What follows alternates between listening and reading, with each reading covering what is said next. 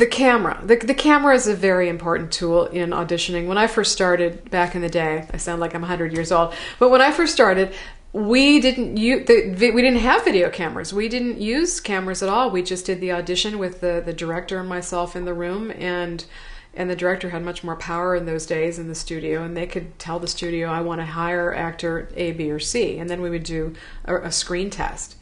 But nowadays, everything is taped. So you guys got to be very savvy about the camera. If you don't know this already, you should know that when you're doing a scene, you should never look directly into the camera, unless you're doing a commercial audition. You should look, the reader is usually the casting director, or the reader is usually standing right next to the camera, which is the best place they can be, and you connect with the person that you're reading with, but you don't look directly into the camera. Also, the camera is this incredible tool.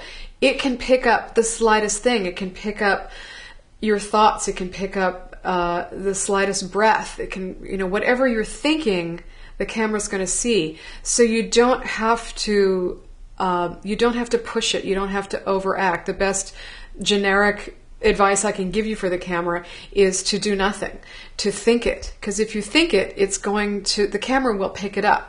You also don't have to project to the camera really loud.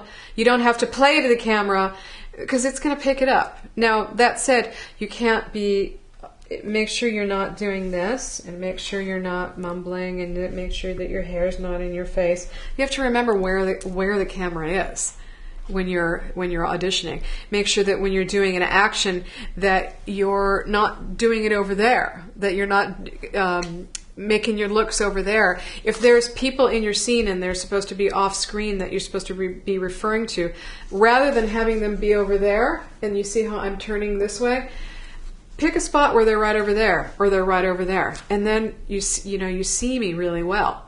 So make sure that your eye line, pick some good eye lines that the camera's going to really be able to feature you.